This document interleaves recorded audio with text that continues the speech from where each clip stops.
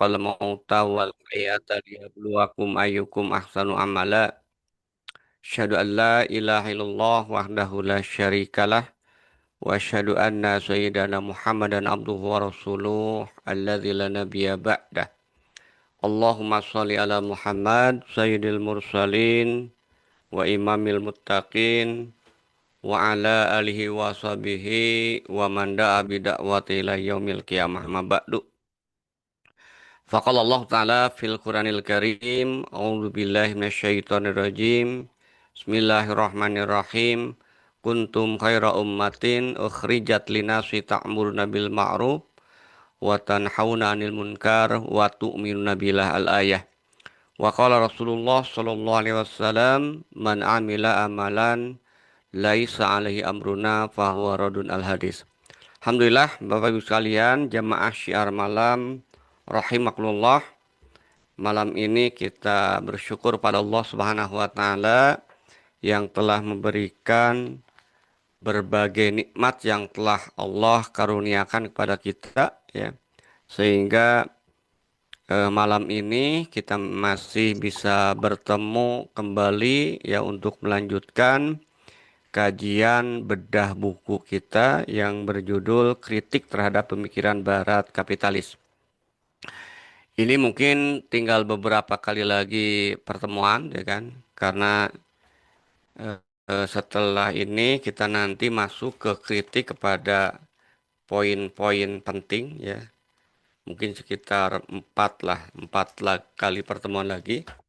Nah, malam ini kita akan membahas yang terkait dengan kritik terhadap sistem pergaulan kapitalis Barat.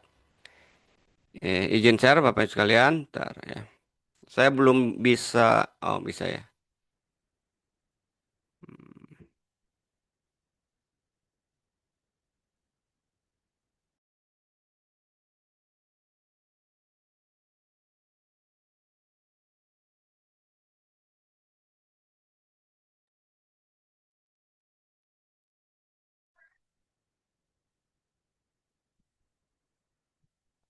Jadi ini adalah topik kita ya malam ini. Maaf.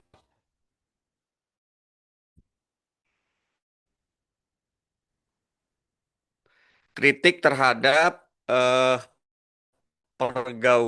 sistem pergaulan Barat, ya kan? Yang di dalam buku ini ya itu ada dua topik atau dua subbahasan yang saya kira perlu dibahas atau dibahas dalam eh, buku ini. Di bab ini kritik terhadap pergaulan sistem pergaulan Barat ya. Yang pertama adalah fakta dan sejarah terkait dengan pandangan Barat terhadap laki-laki dan perempuan. Ya, ini menarik gitu kan Bapak Ibu sekalian, karena nanti kita lihat dalam perjalanan sejarah ya. Kalau hari ini kemudian kita lihat Barat, perempuan Barat ya, terus semangat menggerakkan gerakan feminisme, ya memang akar sejarah mereka kalau kita lihat dari mulai Yunani ya, Kristen Yunani sampai kemudian hari ini ya, perjuangan yang mereka perjuangkan, mereka melihat orang-orang Barat bahwa perempuan itu makhluk yang kelas 2 itu kan. Jadi nanti kita lihat sejarah terkait dengan pandangan Barat. Nah mungkin kita melihat ini aja hari ini ya dalam kesempatan kurang lebih 1 jam atau 45 menit karena kita sudah terpotong tadi 15 menit. Saya telat. Nah baru nanti minggu depan kita masuk ke kritik. Kritik terkait dengan sistem pergaulan Barat ya. Nah ini difokuskan pada dua kritik di buku itu. Jadi tidak pada interaksinya sebenarnya. Pertama terkait dengan pandangan terhadap laki-laki dan perempuan, ya. Yang kedua pandangan terkait hubungan seksual, ya. Ini kritiknya, itu kan. Baik, kita lihat yang pertama, itu kan, fakta yang dipaparkan dalam buku ini, itu kan. Di dalam buku ini, ya, pengarang, ya. itu menjelaskan ya sebelum mengkritik ya terkait dengan pandangan laki-laki. Bentar ya.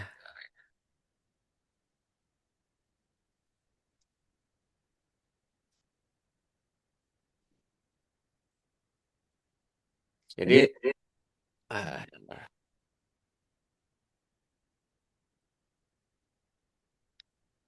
jadi ada eh, dua saya kira ya ada 5 poin yang dibahas di dalam fakta ya, fakta yang terkait dengan pandangan terhadap laki-laki dan perempuan. Jadi kita bicara fakta dan sejarah ya. Pandangan laki-laki dan perempuan yang nanti perubahannya ini menarik gitu kan.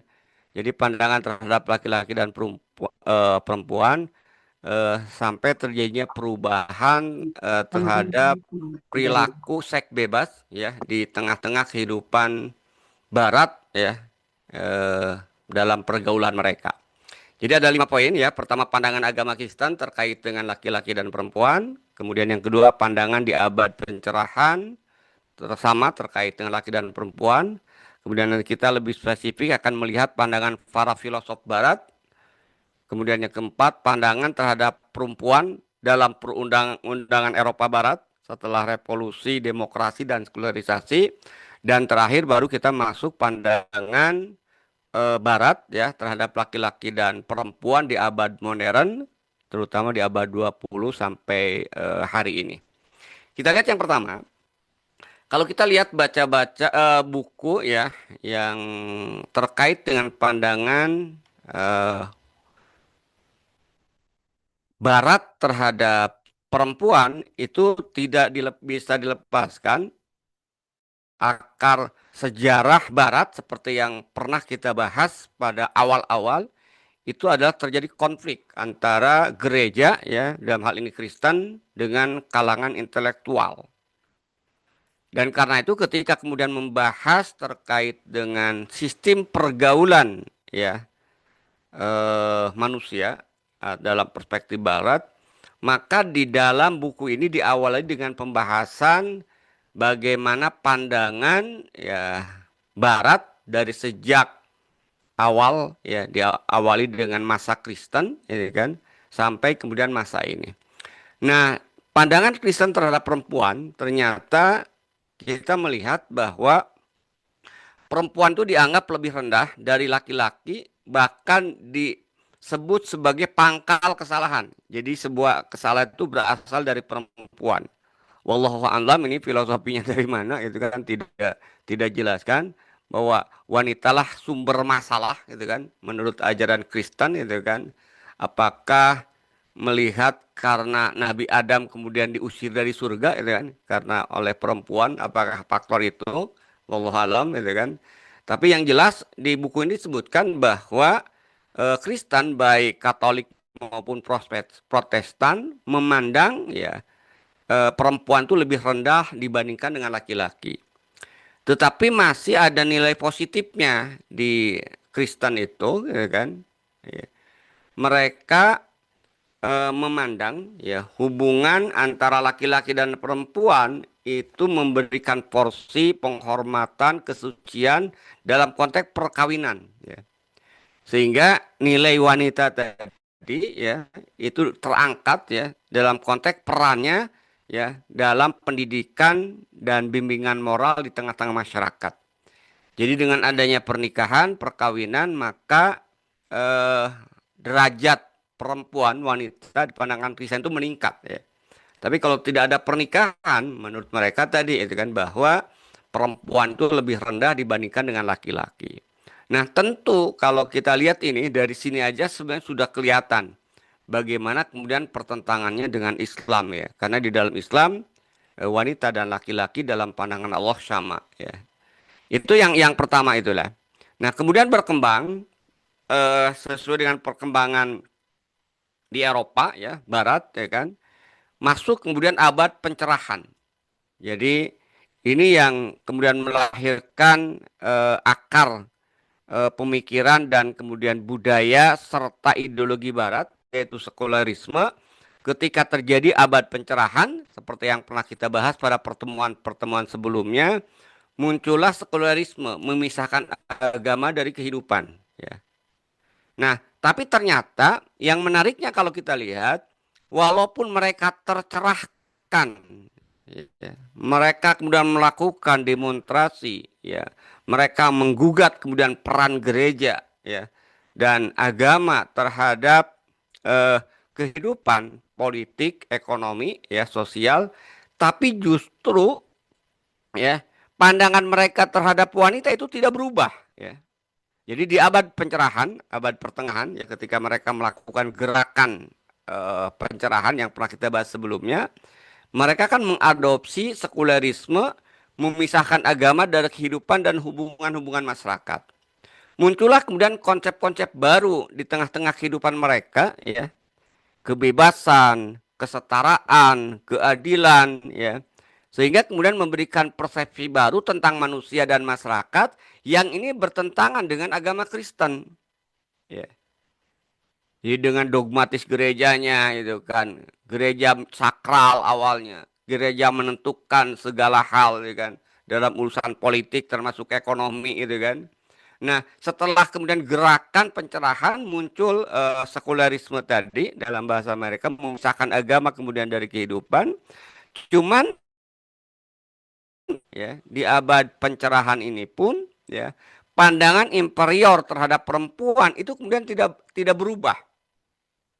Jadi pandangan terhadap perempuan yang berlaku di dalam masyarakat dan literatur teologis mereka dan filosofis tidak berubah. Artinya apa?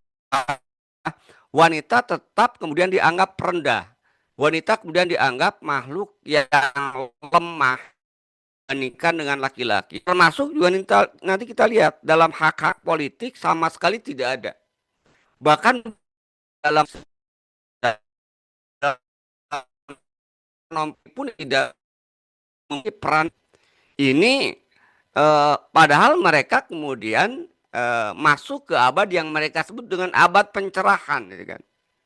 Jadi mungkin mirip juga dengan abad jahiliyah ya di masa abad Quraisy itu kan, di mana wanita. Jadi kita kenalkan dalam sejarah Islam sebelum Islam datang ya di Quraisy itu kan, suku Quraisy pada saat itu Arab Mekah, mereka memandang bahwa wanita itu pembawa sial, anak wanita itu aib gitu kan. Ini persis itu kan. Ya, tadi kalau di awal kita lihat di agama Kristen wanita sumber kesalahan. Nah, itu kemudian di abad pencerahan. Dan kenapa kemudian tidak ada perubahan walaupun ada pergeseran ya, dogmatis gereja itu kan ke abad pencerahan. Ternyata kalau kita lihat ini juga tidak lepas dari peran yaitu pandangan para filosof ya, kalangan filosof Yunani maupun filosof abad pencerahan tentang perempuan yang memang tadi tidak berbeda itu kan. Jadi kalau kita lihat ya kan, bagaimana filosof Yunani dan juga nanti pengaruhnya kepada filosof di abad pencerahan terhadap perempuan ternyata dominan. Artinya tidak ada perbedaan ya pendapat antara eh, filosof Yunani ya di awal-awal ya dengan dapat filosof yang muncul di abad pertengahan ya. Kita bisa lihat ya kan, para filosof klaim ini ya secara alami bahwa laki-laki itu lebih unggul daripada wanita secara akal. Ya. Jadi laki-laki lebih cerdas, lebih pintar, lebih berakal dibandingkan dengan wanita, gitu kan. Nah bahkan sadis gitu kalau kita lihat, misalnya eh, filosof yang terkenal Aristoteles, ya kan, di dalam bukunya Story of Philosophy karya Zuren, ya kan. Dia mengatakan terkait dengan wanita ya. Wanita itu dari pria posisinya seperti budak dari tuannya. Luar biasa coba itu kan. Artinya merendahkan. Jadi antara tuan dan budak gitu kan. Jadi posisinya berarti rendah sekali wanita itu kan. Dalam pandangan Aristoteles. Atau dianalogikan seperti kerja kasar dari kerja akal pikiran. Jadi kalau wanita, ya itu tadi. Seolah-olah tadi wanita akalnya itu rendah gitu kan. Ya, sehingga kalau dalam konteks pekerjaan wanita itu seperti pekerja kasar itu kan laki-laki itu seperti eh, akal gitu kan. Kemudian ada yang menggambarkan juga ya wanita itu seperti seorang barbar dari orang Yunani dan yang lain mengatakan bahwa wanita itu pria yang tidak sempurna ya. Artinya dianggap ya tadi masih sesama. Jadi ini menarik juga ini analogi mereka itu kan. Nah ini contoh, ini adalah pendapat filosof Yunani terkait dengan wanita. Ya. Nah ternyata pendapat filosof Yunani ya terkait dengan wanita menginspirasi ya atau kemudian menjadi acuan bagi filosof-filosof di abad pertengahan. Ya. Misalnya Immanuel Kant, ya Rousseau, itu Montesquieu itu kan. Thomas Hobbes gitu kan dan yang lainnya yang mereka semua mengatakan atau meragukan kemampuan rasional perempuan ya kan. Makanya kalau kita lihat kan di barat ya tadi itu kan perempuan pesta kalau nggak salah belum itu yang kita lihat ya kan. Nah, jadi kalau kita lihat para filosof di abad pencerahan tadi menjustifikasi terkait dengan kedudukan wanita yang jauh dibandingkan dengan laki-laki, yang berbeda dengan laki-laki, bahkan nanti kita akan tunjuk wanita dan pilih pun yaitu diinspirasi oleh filosof-filosof Yunani, para filosof Yunani. Artinya filosof Yunani dan filosof abad pertengahan, pandangan mereka terkait dengan wanita sama. Gitu kan. Nah itu kita lihat. Nah berikutnya kalau kita lihat di eh nah bagaimana kita lihat perempuan dalam perundang-undangan Barat, Eropa Barat ya kan. Jadi kalau kita lihat masalah kesetaraan pria dan wanita itu sama sekali itu tidak dilontarkan tadi oleh para filosof barat. Ya karena tadi sudah mereka sudah mengadopsi, sudah kemudian diinspirasi oleh filosof Yunani. Posisi ya wanita itu di bawah itu kan. Tadi dikatakan seperti budak dengan tuannya itu kan. Nah, salah satu yang membahas apa istilahnya itu peran wanita itu adalah John Stuart Mill itu kan dalam bukunya The Subsection of Women ya kan itu ya artinya di dalam buku tersebut ya kan itu tidak dibahas juga walaupun judulnya kita dalam konteks hak politik ya. Jadi perempuan tidak diberi hak baru sebaliknya semakin dikokohkan ya. Ditegaskan inferioritas mereka dibandingkan laki-laki. Misalnya itu kan di Undang-Undang Sipil Prancis ya, French Civil itu kan yang diterbitkan tahun 1804 yang disebut dengan Teks Napoleon Code itu kan. Di pasal 217 itu disebutkan ya seorang wanita tidak dapat menyumbangkan, menjual, dan membeli tanpa izin dan partisipasi suaminya. Jadi maka ya mungkin kalau kita lihat kan dalam pandangan Islam ya itu kalau memang harta. bukan harta dia, ya memang boleh seperti itu ya. Misalnya tidak boleh menyumbang kalau bukan harta dia itu. Tapi kan kalau harta dia ya bebas gitu kan. Tapi ini sepenuhnya itu kan. Seolah-olah wanita itu ketika mau jual beli, ya mau menyumbang, ya itu harus izin dari suaminya. Wanita itu tidak memiliki peran sama sekali. Tergantung tadi, makanya dikatakan mirip seperti budak gitu ya. Bahkan dalam konteks politik juga wanita tetap jauh dari politik karena menurut sifatnya wanita katanya tidak cocok untuk politik ya. Seperti yang tadi dibahas dan diputuskan oleh para filosof. Bahkan yang menarik di buku ini, saya lupa mencantumkan itu pernah dilakukan upaya untuk melakukan perubahan ya. Tadi di buku John Stuart Mill itu ya, di dalam British House-nya dia menyebutkan ingin mengubah ya di dalam undang-undang peraturan yang dia buat itu mengganti ya kata laki-laki. Jadi dalam undang-undang pemilu kata laki-laki itu akan diganti dengan person. Ya, bisa kan berarti kalau laki-laki diganti dengan person itu berarti kalau person itu bisa laki bisa perempuan itu ditolak gitu kan. Dan penolakan tersebut ya kan eh, itu dari anggota parlemen itu 194 setuju, 73-nya itu kemudian tidak setuju.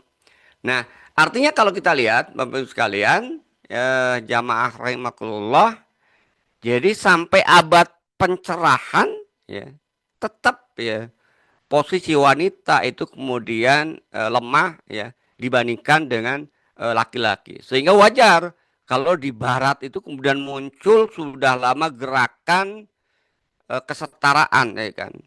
Bahasa kita emansipasi itu kan, kesetaraan wanita dalam politik dengan pria gitu kan. Nah, perjuangan itu baru berhasil ya itu memasuki abad 20 ya.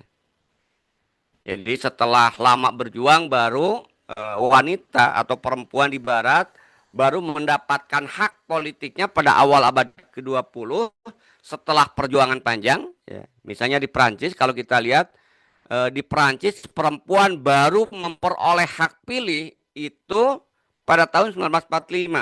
Bayangkan setelah terjadinya revolusi Prancis ya kan awal abad 19 berarti kurang lebih 50 tahun itu wanita tidak memiliki hak pilih ya.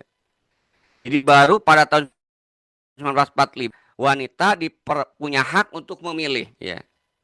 Sehingga ini yang saya kira menjadi salah satu langkah penting dalam mengakui kesetaraan warga negara atau perjuangan panjang dari kaum wanita yang disebut dengan perjuangan kesetaraan gender. Nah, tapi yang menarik adalah walaupun apa istilahnya eh kan ya, ya, itu tidak terjadi perubahan status di masyarakat ya. Tapi ada yang menarik adalah ada perubahan pandangan ya. Jadi seperti yang saya katakan tadi, gerakan pencerahan ya yang dimulai di abad pertengahan sampai kemudian gerakan kesetaraan dalam wanita dan laki di awal abad 19 itu sampai juga setelah abad 19 itu masih gagal ya. Tapi yang menariknya itu ada yang berhasilnya ya. Yang berhasilnya justru bukan kesetaraan dalam konteks hak politik dan ekonominya gitu kan. Justru yang berhasil itu dampaknya itu adalah seks bebasnya itu kan.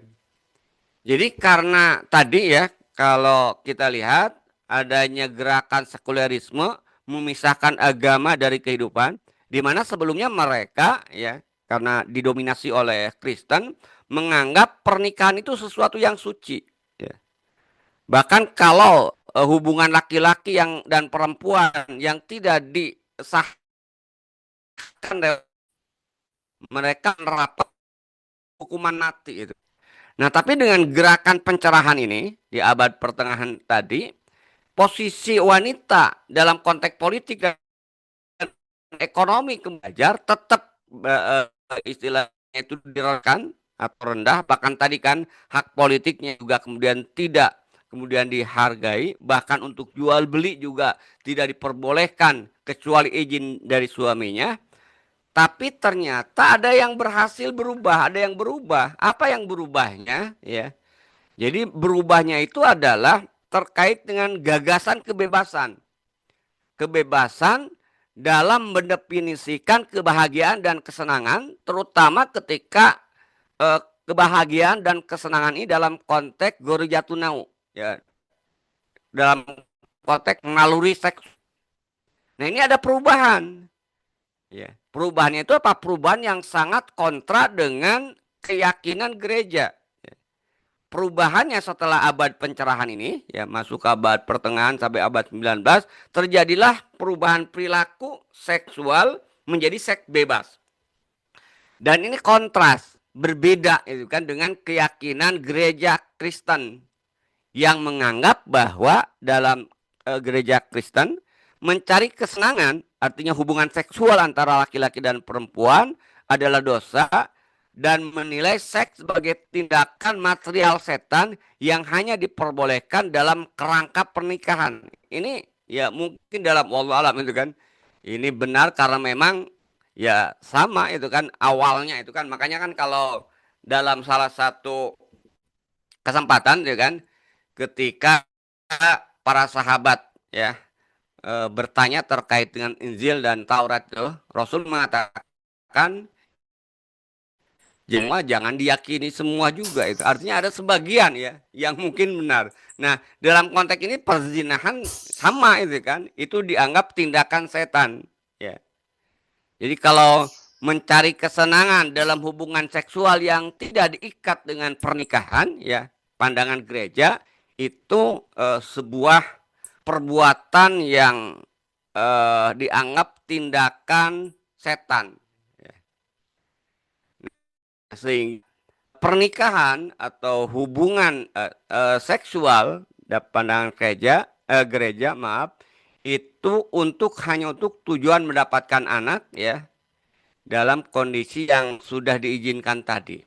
Nah, jadi kita lihat kembali saya tegaskan dalam sejarah fakta dan sejarah hubungan laki-laki dan perempuan dalam konteks peradaban barat ya, dari dengan adanya gerakan Renaissance, gerakan pencerahan ya, itu tidak merubah posisi ya, posisi wanita di dalam masyarakat. Tetap aja wanita di dalam masyarakat itu posisinya itu kemudian makhluk lebih rendah dibandingkan dengan laki-laki ya.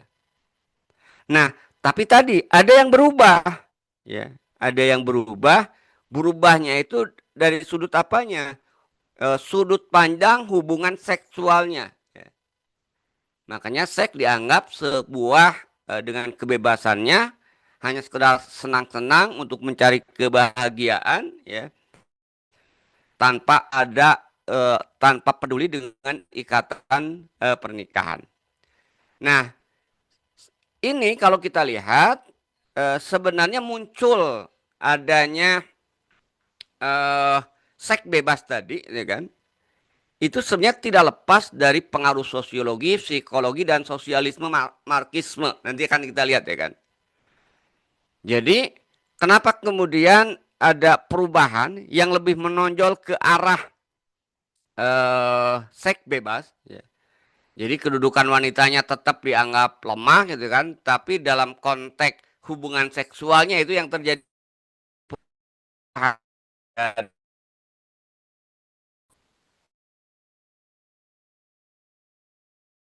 Ternyata ini didukung juga dalam konteks ini oleh para filosof ya, pada ilmuwan ya.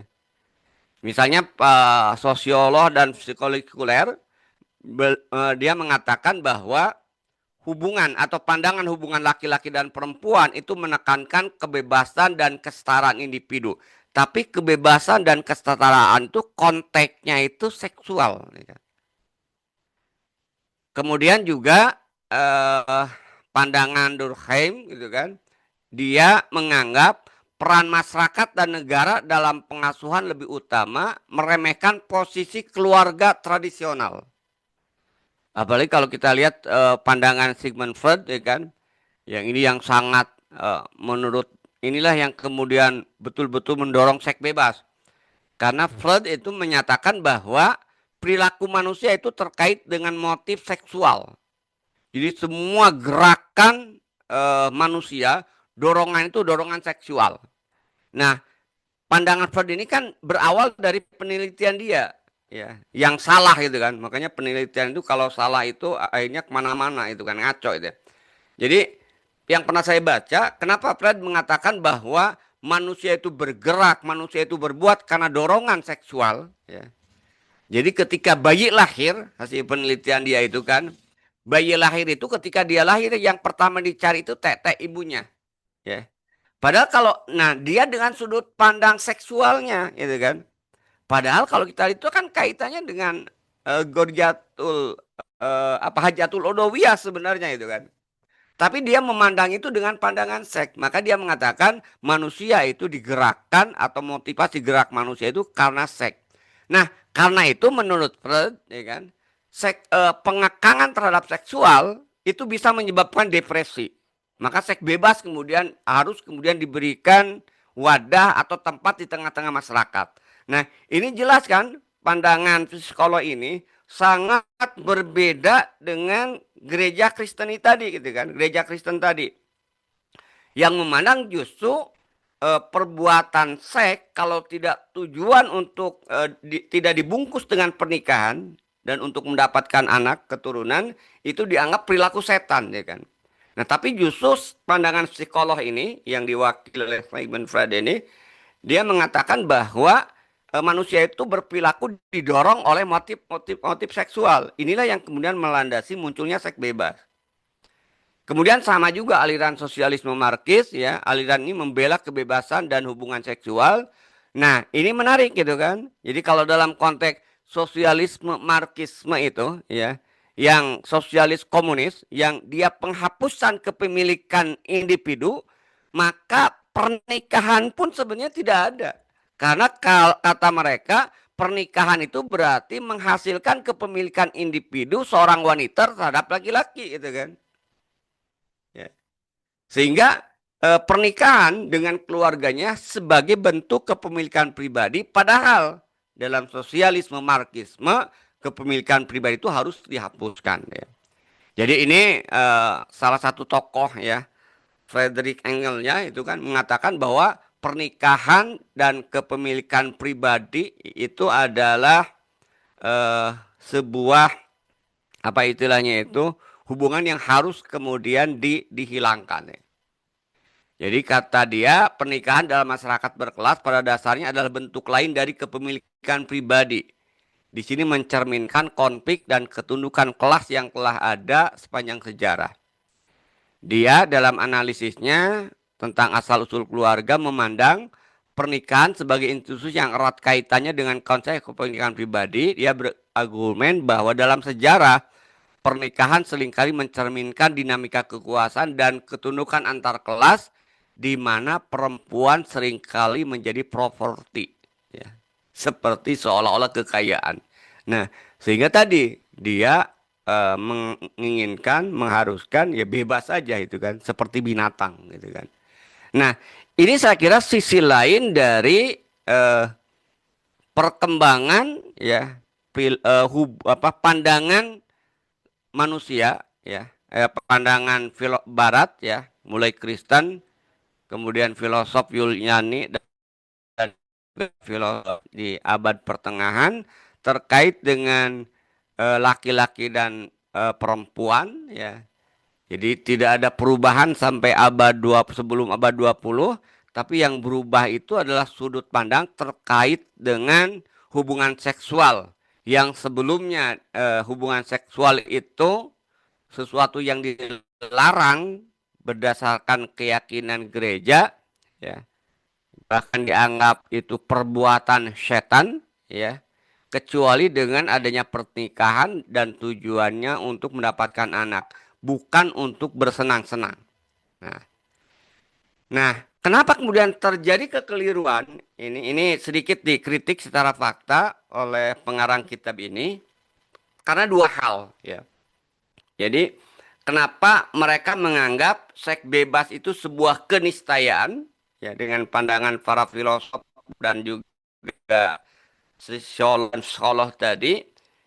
Kelirunya itu di mana? Ya, kelirunya itu adalah pertama meremehkan posisi keluarga, tetapi tidak menghapuskannya. Jadi keluarga tetap ada, tapi tidak dianggap penting, ya kan? Jadi ini memang pengaruh dari sosialis ya, dan melebih-lebihkan peran masyarakat dan negara dengan. Sehingga menurut mereka udah institusi keluarga itu ada tapi nggak penting. Padahal kalau kita lihat kerusakan masyarakat itu kan diawali dari kerusakan keluarga. Bahkan pendidikan itu kan pendidikan dasar itu adalah di keluarga itu kan. Nah, mereka mengabaikan itu ya. Semua menyerahkan kepada peran masyarakat dan negara dalam pengasuhan. Yang kedua, tadi kekeliruan mereka itu adalah menganggap perilaku manusia senantiasa terkait dan didorong oleh motif seksual.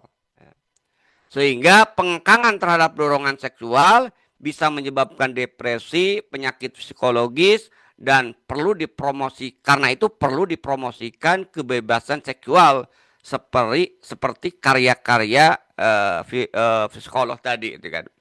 Nah, ini saya kira kekeliruan yang dikritik dalam buku ini terkait dengan dampak dari pencerahan hubungan laki-laki dan wanita, tapi yang berubah itu bukan hak laki-laki, hak wanita kemudian setara dengan laki-laki dalam politik, ekonomi dan sosial, tapi justru yang setara itu tadi hubungan seksualnya saja gitu kan. Dianggap bebas gitu kan. Sementara hak-hak yang lainnya tetap posisi wanita itu berada di bawah.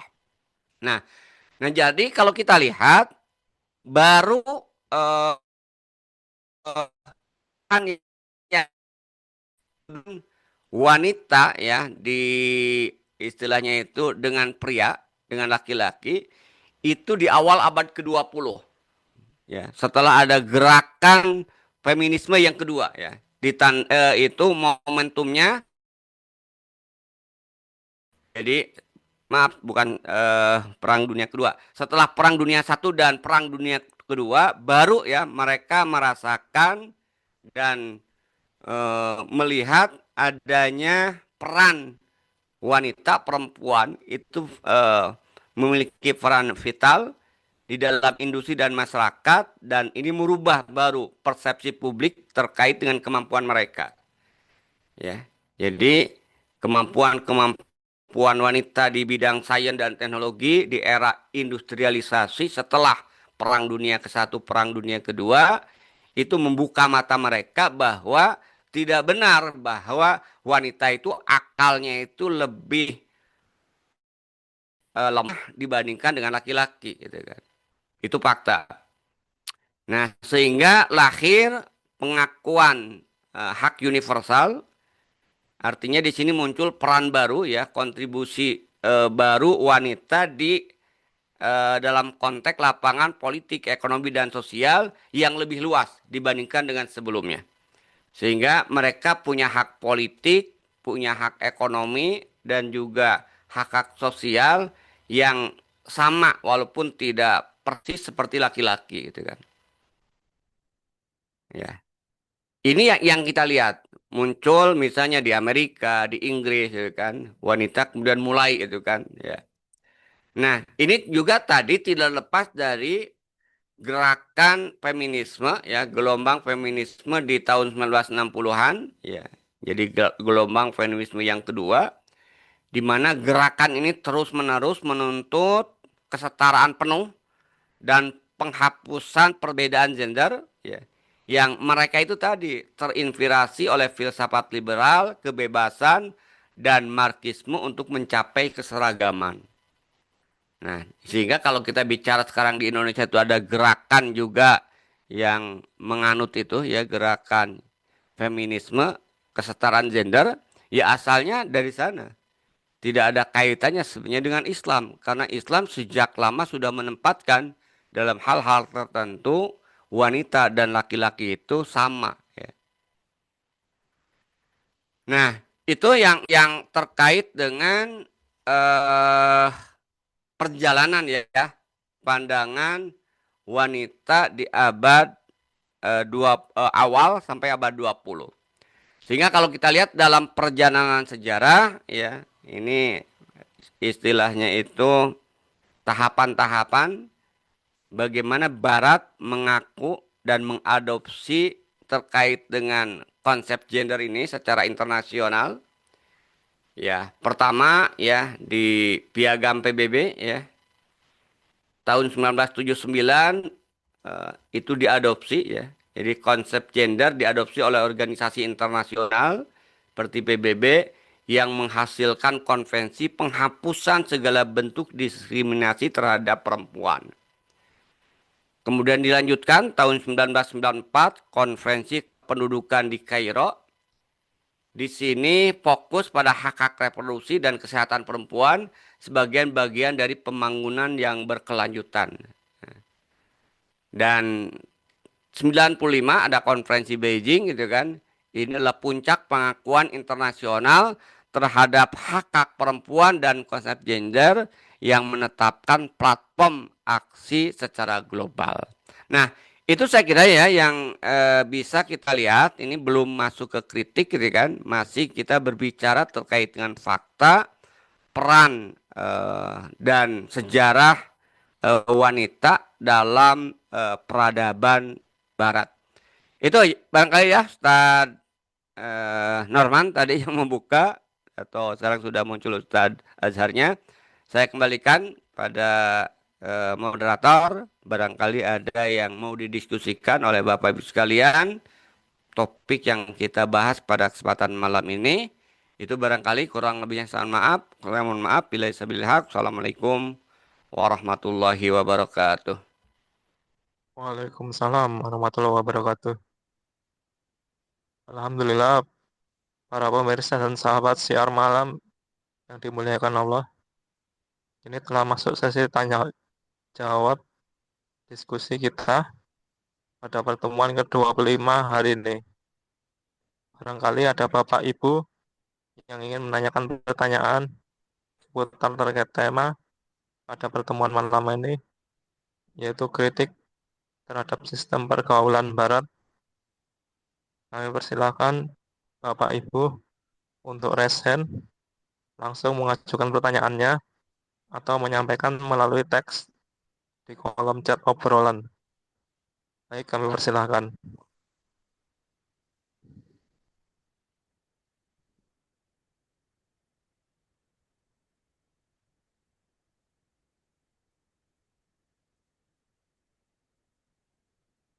Ya, mungkin sedikit sembari menunggu pertanyaan dari peserta, Ustaz. Saya Monggo, monggo. mau Ya. bertanya, Ustaz, bagaimana ide-ide Barat itu bisa sampai mengakar, kemudian diadopsi oleh kaum muslimin, Ustaz. Ya, demikian.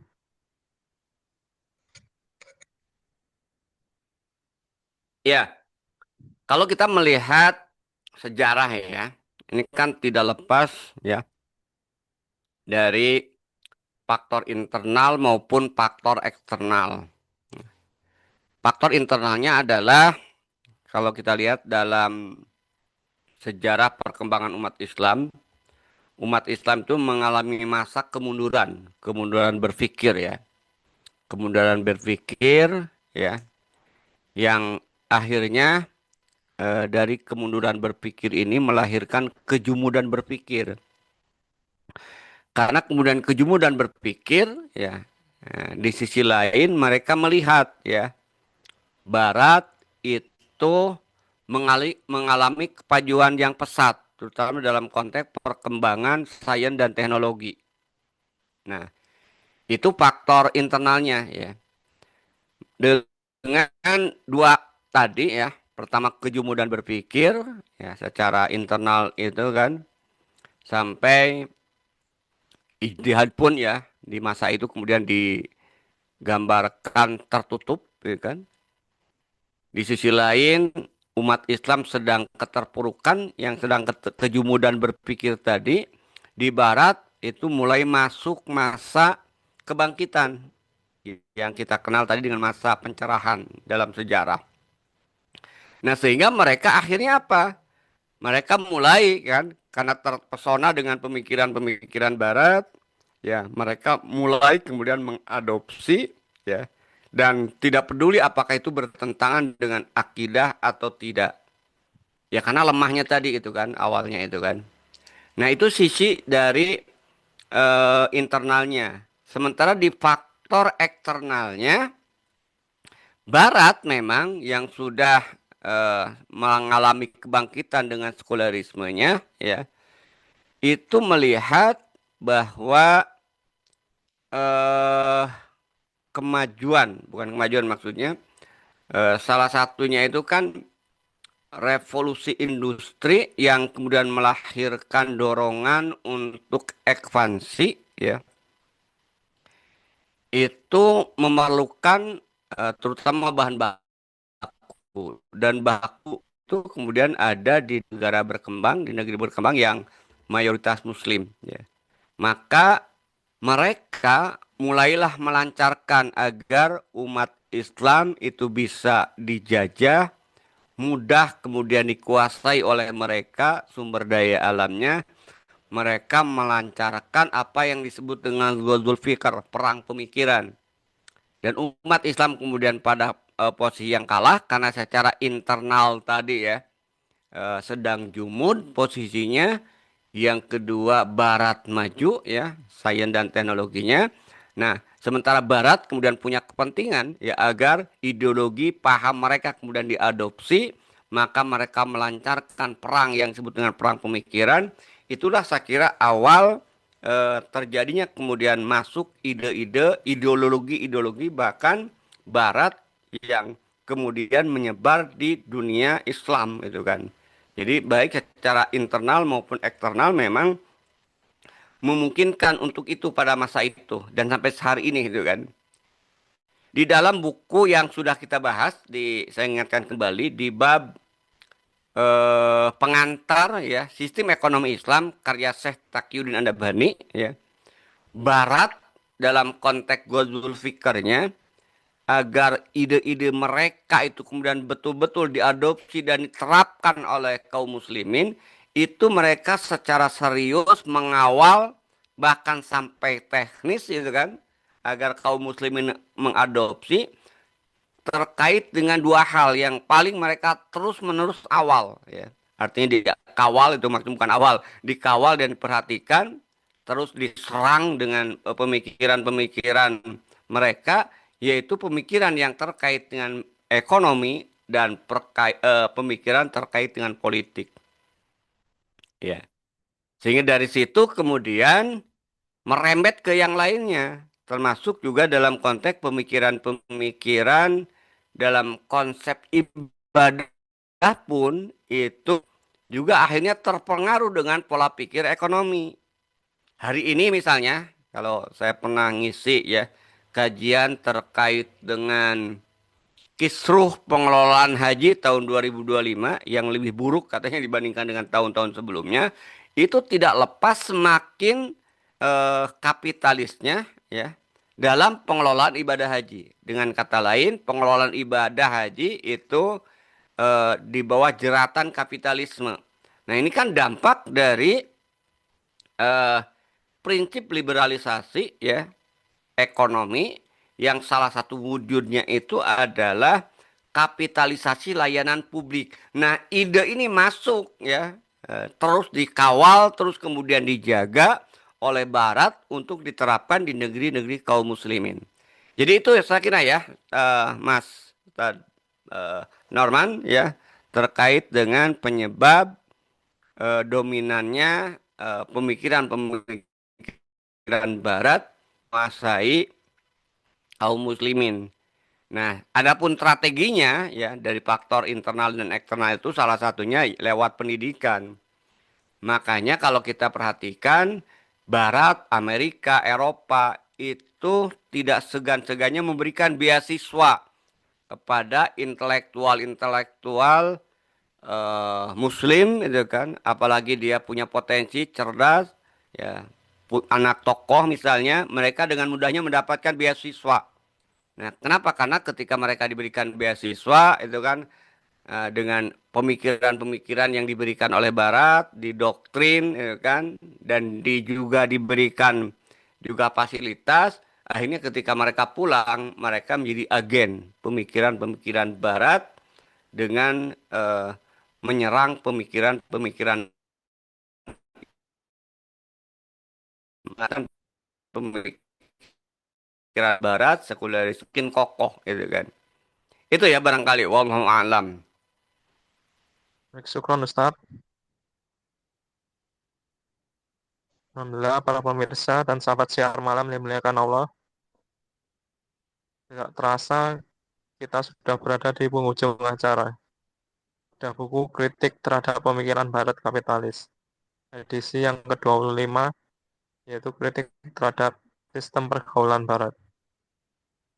Telah tuntas disampaikan materi yang dibawakan oleh gurunda kita, Al-Mukarram Al-Ustadz Dr. Arif Nasim. Baik Ustadz, barangkali ada closing statement. Baik, ini saya kira bagian pertama seperti yang katakan kritik terhadap sistem pergaulan Barat, ya kan. Ya. Yang sebenarnya sistem pergaulan ini bagian dari sistem sosial. Cuman di buku ini difokus ke sistem pergaulannya itu kan. Karena mungkin sistem sosial lebih luas itu kan. Ya, ini sistem pergaulan dan memang eh, sistem sosial dengan ada nizamul ijtima dan nizamul mujtama. Jadi memang terjemahan dari nizamul ijtima itu mungkin sistem pergaulan. Kita tanpa yang di seperti yang kataku ini adalah dampak pandangan eh, wanita dan laki ya terhadap peradaban Barat. Dan yang kedua, pandangan seksual ya terhadap juga peradaban Barat yang melahirkan kemudian seks bebas. Nah, nanti di bagian kedua insya Allah kita